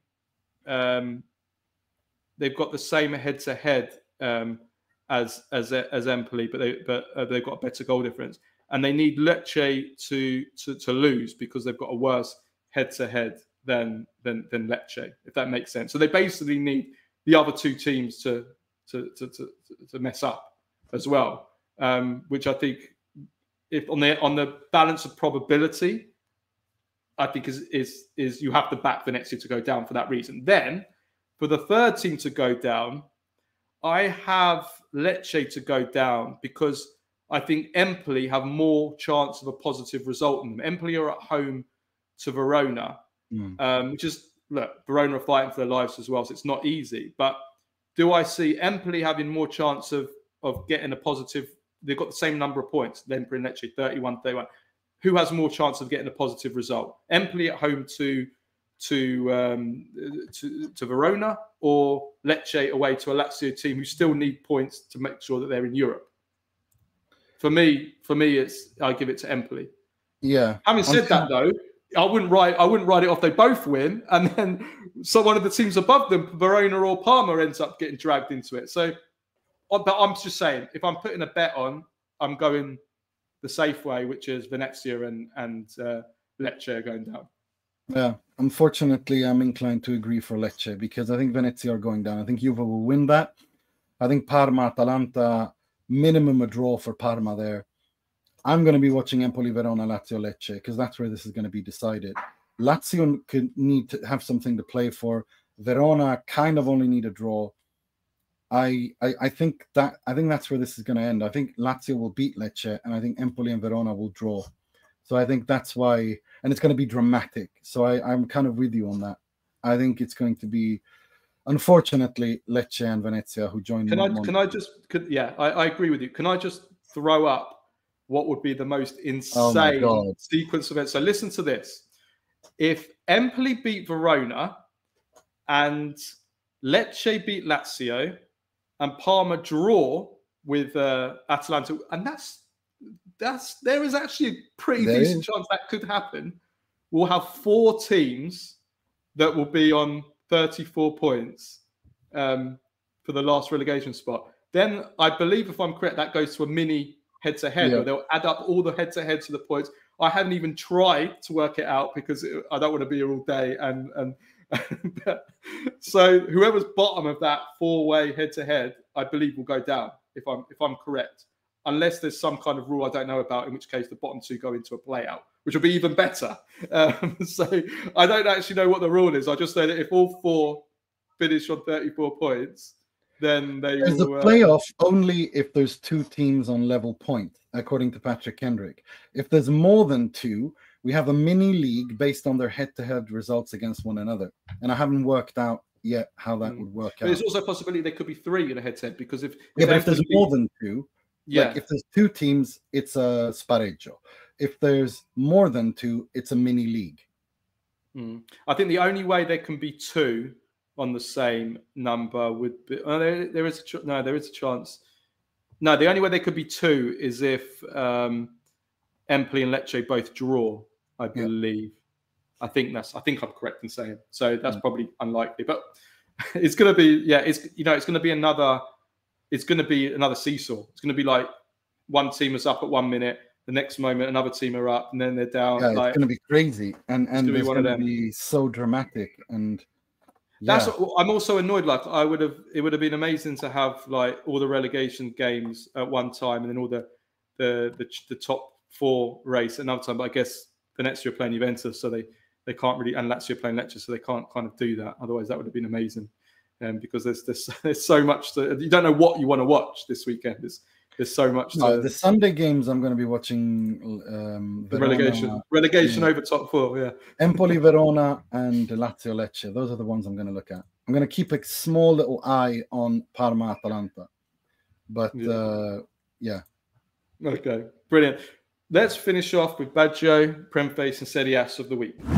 So Baggio, I've got, first of all, everyone to do with Bologna, Italiano, Sartori, just an incredible job that they've done to win the Coppa Italia. So well done to them. First title in, is it 51 years? 51 years, yeah. Was it 51 years was the last time they were in the Coppa Italia final? When was their actual 51 years. 51 years of her. Yeah, okay. Amazing. Incredible. And then I've also got, did you see the choreography for Claudio Ranieri from the Roma fans? Absolutely beautiful. So beautiful. So beautiful. And so typical of that fan base and their way of like paying homage to their hero, Claudio. And it's just, it was beautiful. Absolutely beautiful. I have one Baggio too, and that is Ramadani's screamer for Lecce. I mean, what a rocket. Go watch that. It's one of the candidates for the goals of the season. Absolutely stunning. A player that never scores as well. Yeah. Right. Premface, I've got, I can't believe this actually might be, given he's one of the biggest Premface, and he's also probably the face of Premfacery. I can't believe this actually might be the first time he's ever been on Premface of the week, this guy. And it is Sean Dyche, who was asked about Manchester United's struggles this season, how they've been a disaster, 17th in the Premier League. They've only, I can't believe this. Did you know that in 2025, Man United haven't beaten a single team in the Premier League above the relegation zone? They haven't beaten anybody. They've only beaten the relegated teams. And they're in the Europa League final. It's insane, isn't it? It's absolutely bad.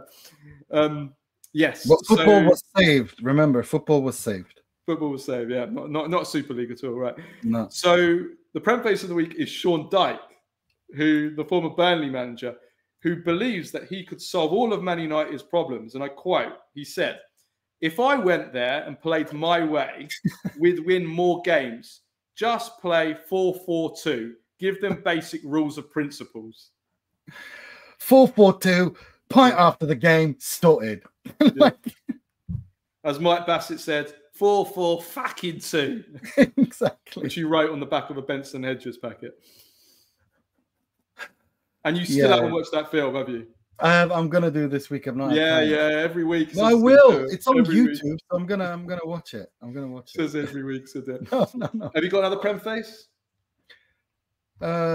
No, I think Sean Dyche is he gets I love that. It's so good, isn't it? It's so good. Right, Serie ASS of the week. I've got a few really, really good ones this week. So first one sent in by our good friend Dante Barile, who nominates Salvatore Bagni. This is an absolutely incredible story. It really is. And it's a very sad story as well. And explains a lot about why Italian football is in the state it's in, the culture of Italian football, why we can't seem to produce and develop youngsters, the whole problem with the youth system. So anyway, Salvatore Bagni, for the younger listeners who I don't know who he is, he was one of the best Italian midfielders in the 1980s. He played for Inter. He was part of the Napoli, first Napoli Scudetto winners, the Napoli of Maradona. And he was he was a central midfielder for Italy, 1986 World Cup. Not sure if he played in Euro 1988. I'm not sure about that. But one of the best centre midfielders in the kind of middle to latter part of the 1980s.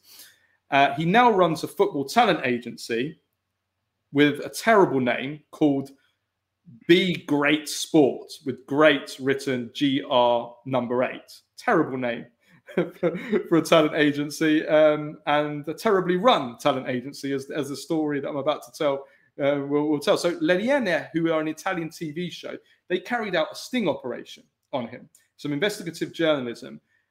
So they caught Bagni taking 30,000 euros in exchange for placing young footballers at Serie C clubs. So what Bagni did is he would get approached by an agent or a handler who would say, "Look, I've got this young footballer. Can you find him? Can he sign for you? Can you find him a club?" Basically, like an agent.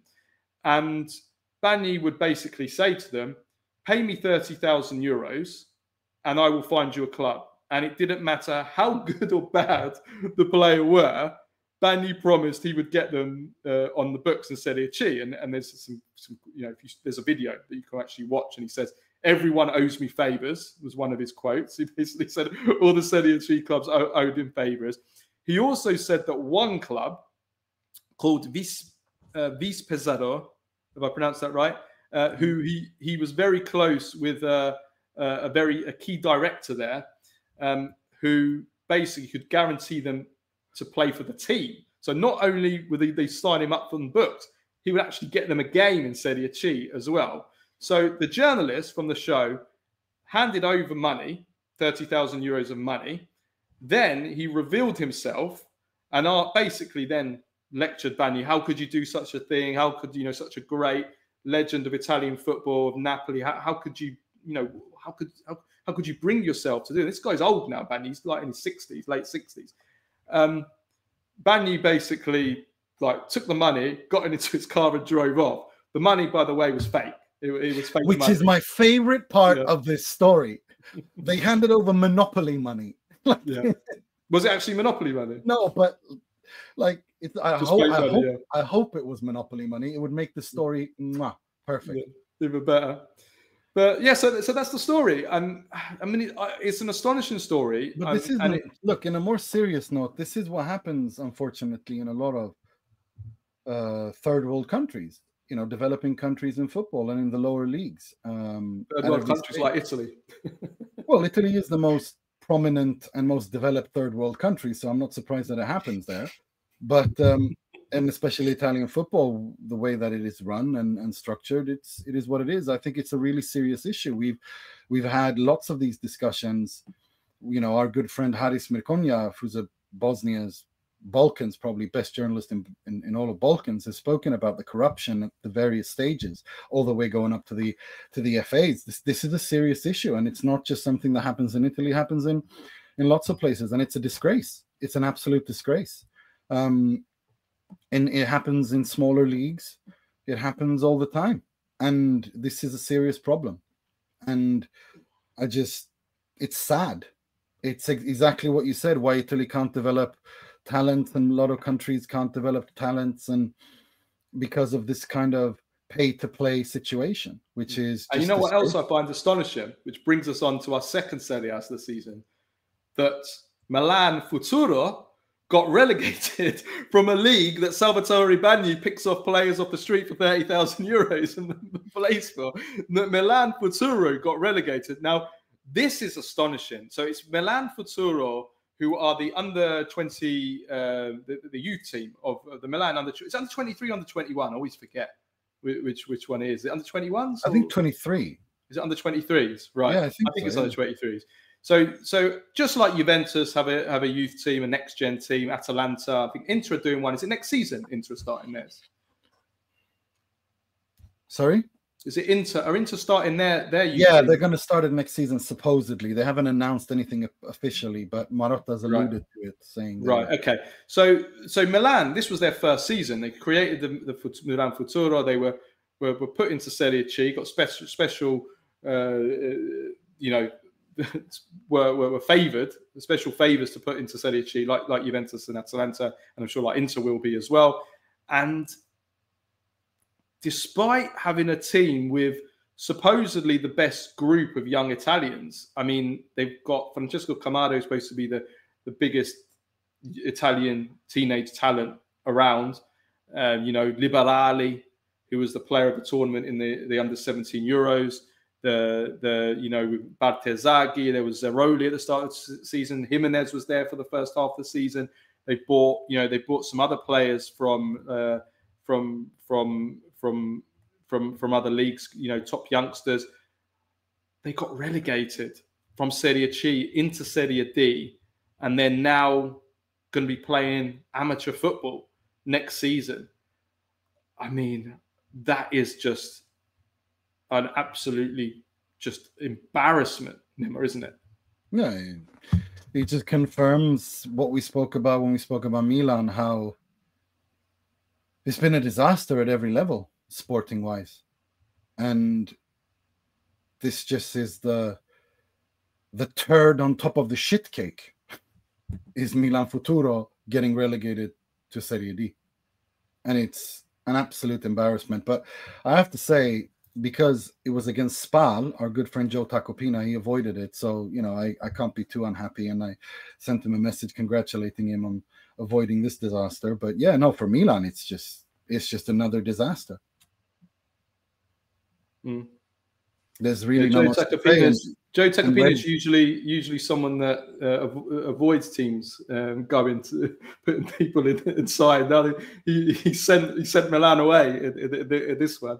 No, it's shocking. I mean, the club has invested 15 million euros in this project. The blame is mostly being put on Zlatan Ibrahimovic. Football Italia, we have to say, our partners did a really nice article on this on their website. So I would check that out. I'm not sure if it was on Saturday or Sunday. They went into great depth and they looked at basically everything that's gone wrong in this Milan Futuro. It was really, really good. And basically, the conclusion is that the buck stops with Ibrahimovic because he personally hired the former LA Galaxy director, Jovan Kirovski, to become the Milan's academy director. So he was in charge of overseeing this Milan Futuro project. And there was a complete shit show in the appointment of the coach. Now, it should have gone to Ignazio Abate, who was the under-19 coach the year before. And he worked with most of these players that were in the Milan Futuro team. And he was getting really good results, really highly rated young coach.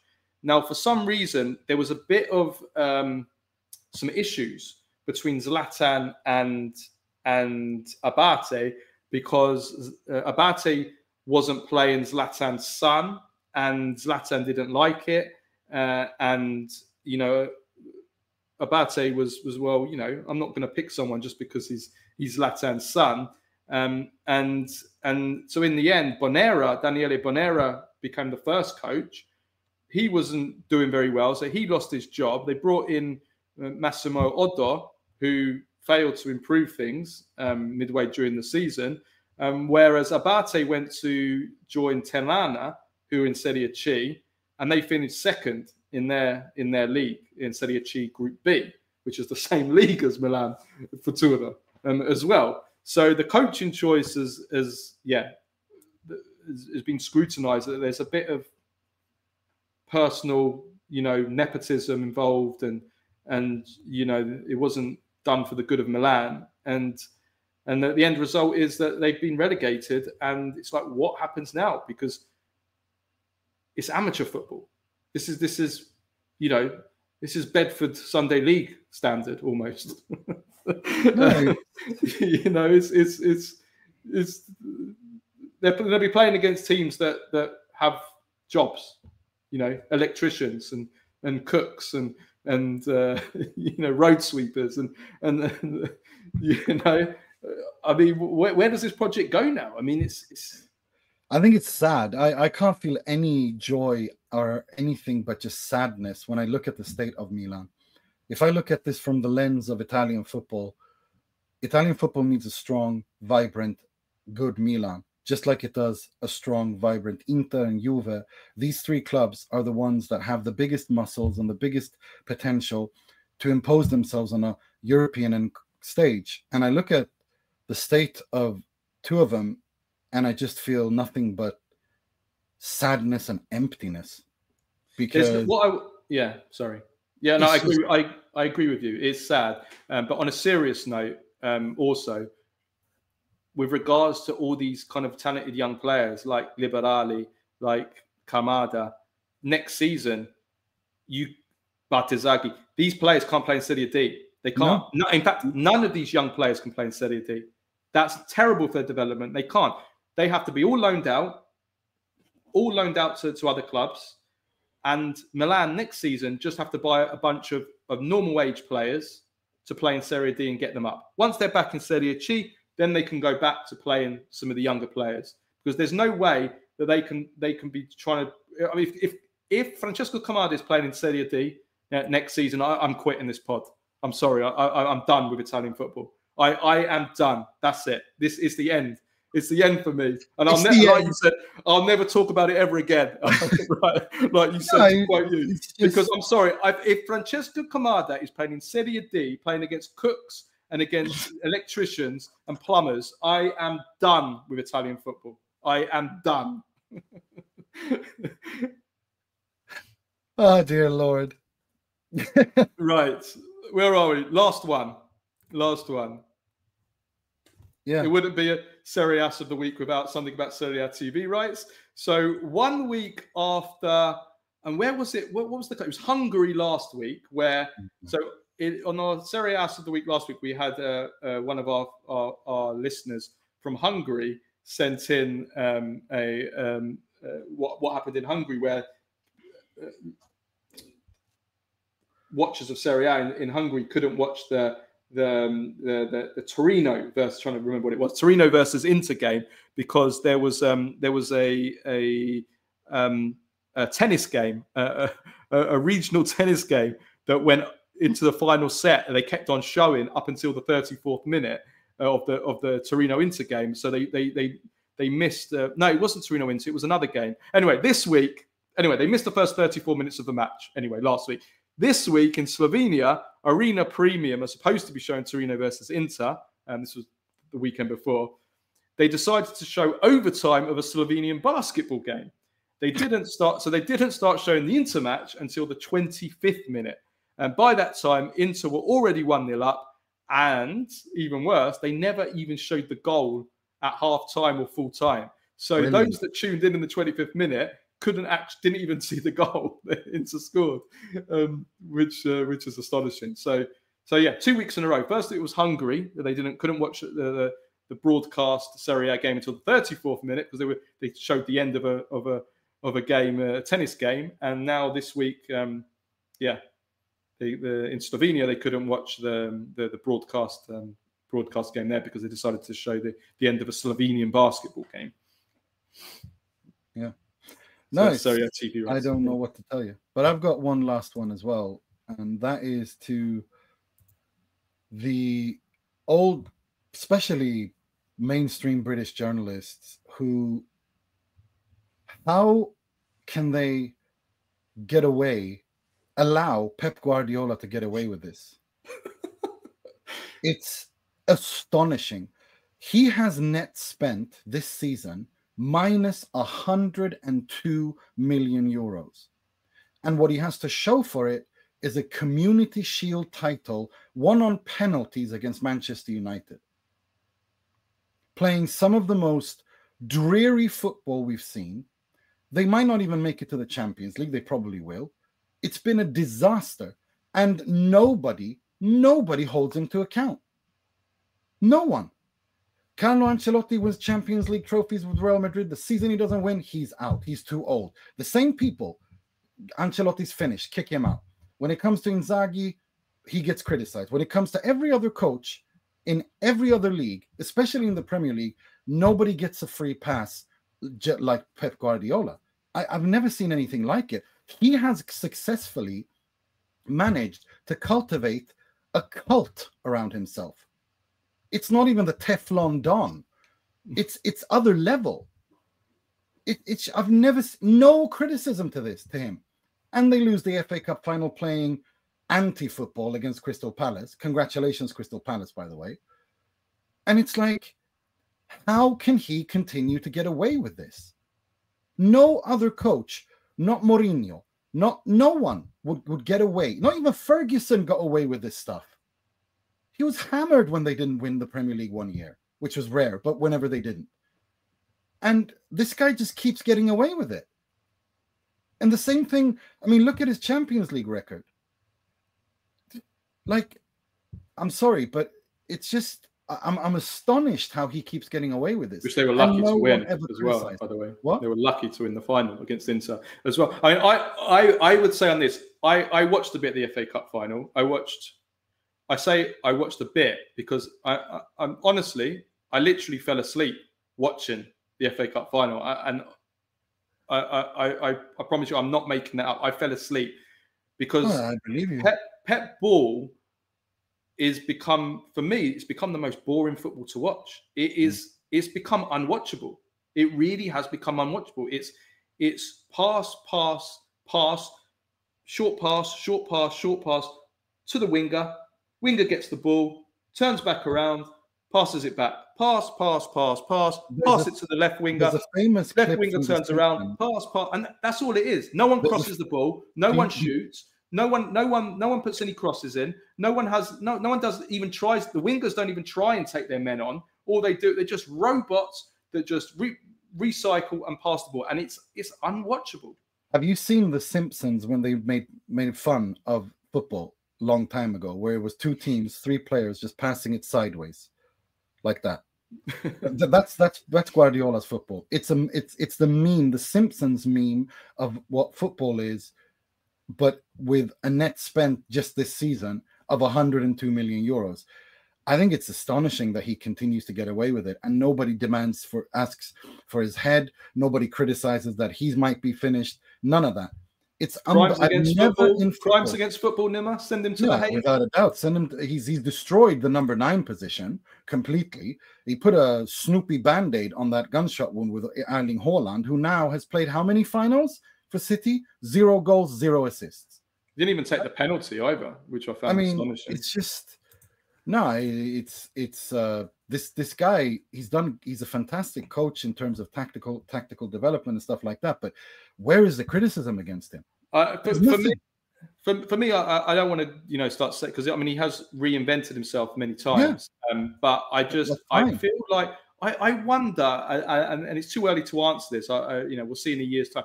I wonder whether, because in this generation of football, we've seen so many robotic footballers, and a lot of this started with Pep and it's his fault. It is his fault. So many robotic footballers. We're not seeing enough individual stars that now his type of football, of this kind of robotic.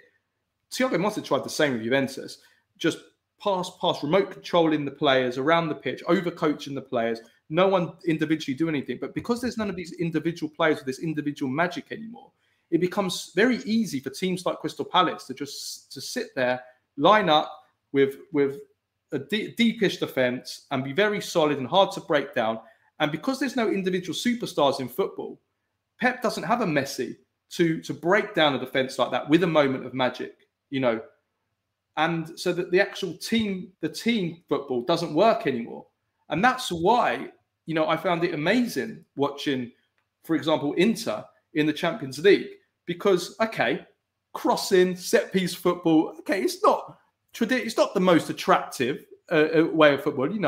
I still like teams to be able to open teams up and do through balls and all that kind of magic. I love that. But you want to see different types of play. You don't want to just see every single footballer on the pitch for the team doing the same thing. Pass, come back. It's just boring. No one wants to watch that football. And Pep, and then so many teams over the last 10 years copy Pep playing the same kind of football. We need to see more diversity. We need to see more Inters. It would be nice if somebody football. actually More Sean Dyche, a bit of Sean Dyche football. I'm okay with that. We want to see diversity. We want to see teams that go different ideas. Yeah, exactly. And that will make the fact that this has become the right way to play football, this possession wanking, and nobody calls him out when the results don't even back it up. It's just, to me, it's unbelievable. I've never seen anything like it. And goalkeepers like Donnarumma are told they're crap because they can't use their feet, even though he's the best goalkeeper in the world making saves. A goalkeeper making a save, what's that? What's going on? Unbelievable. It's unbelievable. I've never seen a coach in football history be this protected like this guy is. Never seen. No, I agree with you. But my conclusion, all I will say about Pep is Pep ball has become the most boring football. It already was when Spain won the World Cup. Let's be honest. It was already boring back then. It's this nonsense. Yes and no. But I mean, I think that if you watch how, for example, how that Barcelona team played under Pep when they won 08-09 was unbelievable. When they lost to Inter in 2010, and to an extent when they won in 2011, although I think they were starting to slow down a bit then. But if you saw like the Barcelona of 2008 to 2010, that team played with pace. They moved the ball fast. They had dribblers, players like Henry running past players like Messi doing the dribbles. There was still magic. There was still moments of genius. That Barcelona team. Now it's not. Now with Pep's teams, now it's just 11 robots on a field, just being remote controlled around the pitch. It's boring. So don't boring. See any dribbles. No one taking players on. No shots. It's just like I said, no word of a lie. I fell asleep during the FA Cup final. It was that boring. No, but that's watching his football. I agree. I think it's boring as hell. And I think, and just to, like I said, the Teflon, this guy is made of Teflon. Nothing sticks. He never gets criticized for anything. No other manager would get away. His job would be on the line if he delivered these results. It's just everybody just accepts it. Yeah, but he won the trophy. It's okay. It's Pep. And it's like, I don't understand that. I don't understand how he's managed to cultivate this cult personality around him, where he is essentially this chosen savior of football, and everyone just goes, it's ridiculous. I get why fans do it. That's not their job. But journalists, how about doing a bit of journalism? How about holding him to account, holding the club to account, spending this much money and having a community shield to show for it, which you won after penalties against a Manchester United that's historically dreadful? I really don't have any words to say. It's astonishing, genuinely astonishing. Yeah, for sure. That will definitely be going on social. That will. Right. You love that, don't you? Little hit stirrer, literally turn into Berlusconi, haven't you? Just rubs hands. Right. Let's leave it at that. Yeah, I think everyone will enjoy that show today. Certain of that. But yes, we will be back. Right. So we are planning a Q&A And then, listen, I guess we're going to have to do something after the Friday, but I'll speak to him. We'll work something out, whether it's on Saturday or reaction on Friday or something. We'll work something on that, and then I think we'll have plenty for you guys this week for sure. And then next week we'll be doing the whole build up to the end of the. We'll have a show next Monday, of course, on the relegation race and top 4 race, and then it will all be building up to the Champions League final, going into a week on Saturday. Yeah. Okay, right. Let's leave it at that. Long show for you today. Have a good week, everyone. Ciao, ciao.